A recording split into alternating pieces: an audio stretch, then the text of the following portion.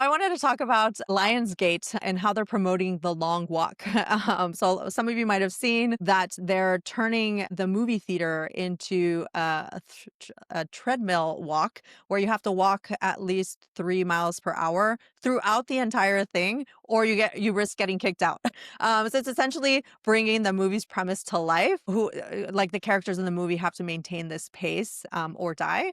So at least you don't Yes. die. Yeah. So the You just movie's have to. based the Yeah, movie's based on the exactly. Stephen King novel, published in 1979. I didn't know it was that old. That's wild. Yeah. Where, yeah, in the movie at least, it's 50 young men who have to continuously walk along this prearranged route, or failure to do so results in them getting shot. They get 3 warnings, I believe. I think they already did the screening, and I think it was only a one-time thing. But Yeah. I wonder if moviegoers had the similar warning where No, yeah, maybe right. they The had three 3 warnings. warnings, like, "Oh, I Yeah. have to go to the bathroom," and that's, like, one of the warnings, like, "Oh, I have to Yeah. go buy popcorn." Yeah. Second warning. And I think the reward was getting Watching to the whole watch the whole movie. movie, Hmm. which is great. I thought that Yeah. it was super clever. I think that's a lot of fun. Hmm. I wish you know what? I think more movie theaters should do this in general, get us Yeah, walking. right. I know.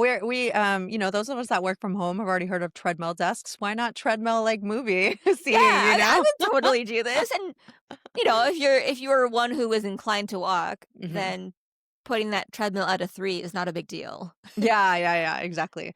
Yeah. Um, So part of what I like about this is it's kind of, bringing up what we talked about last week, the whole idea of adding a little friction to experiences. This is a lot of friction, right? It's like you have to literally walk on a treadmill at 3 miles per hour for the entire duration in order to watch the film. So it's creating this experience of, wanting to compete, obviously, against the rest of the movie theater to make sure that you're one of the ones that actually finishes. It's very shareable and it creates buzz because I've seen a lot of people posting about it. Actually, Patrick Schwarzenegger posted about this as being amazing marketing. So shout out to the team, because this is amazing marketing. It's getting, us to all talk about it. And I also want to call out that just like we did last week with weapons, is that a lot of this experiential marketing and like all the innovation that's happening seems to be in horror movies. There's Megan, they did the TikTok dances, Barbarian did fake Airbnb listings, Smile at like the MLB stadiums, you had people like with the crazy like smiles.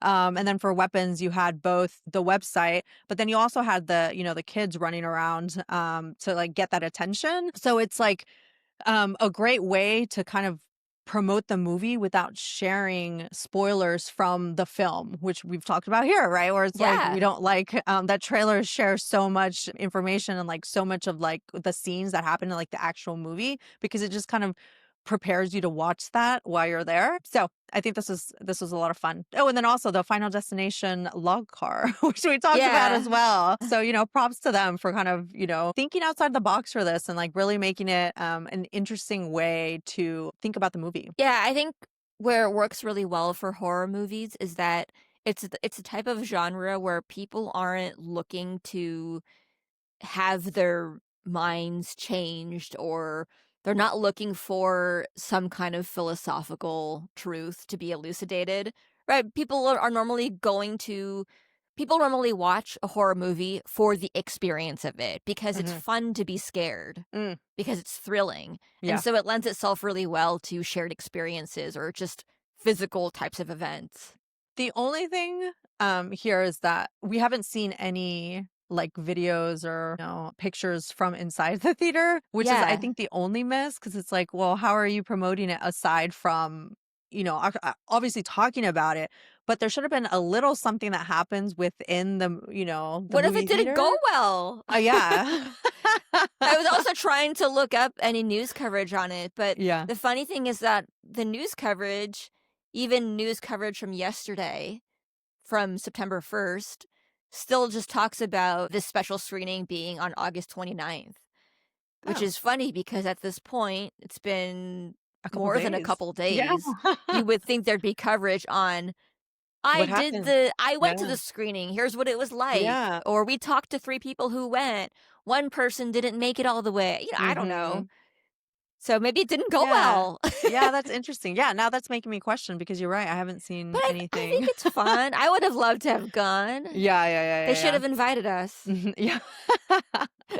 Well, that's what we're trying to do here, build up our, movie credentials so that eventually we start getting invited to these experiential marketing type things, right? Yeah. Because you would've I would've gone to the K-pop thing as well, right? To have that sing-along experience. So I think that's something else to think about here where it's like, what experiences can you have as people are watching the movie that enhance the experience and don't necessarily, like, take away from it? Because I feel for this and the sing-along, people that sign up to do it are going into it understanding that there might be some disruption from like the people that you're going to, right? And it's not something that would happen at a normal movie where you want to have, quiet and you don't want phones turning on and you don't want, people talking or anything like that. But these it's like people are signing up for that specifically as part of the Yeah. experience. Absolutely. And that's super unique about the K-pop Demon Hunters sing-along. It's Mhm. no one is there like, "Oh, don't tell me what happens next," right? Right. The whole point is that everybody saw it. Mhm. Yeah, yeah, yeah, yeah. So I thought that that was like really cool, and I hope to see more movies kind of think about how they can do this as like a premiere and have it be like its own special thing It's because gonna it seems like a happen. lot of people are super interested Yeah. in participating. You know what? Dune 3, everyone needs to ride in on a sandworm. I do remember that they did promote that like there was a guy who showed up in like the sand dune or not, sorry, not the sand dune, who's wearing the sandworm. I think it was like a motorized thing that, and he had like the costume on. So maybe more people will start doing that. Yeah, and they should, charge people for rides on their sandworm. Yeah.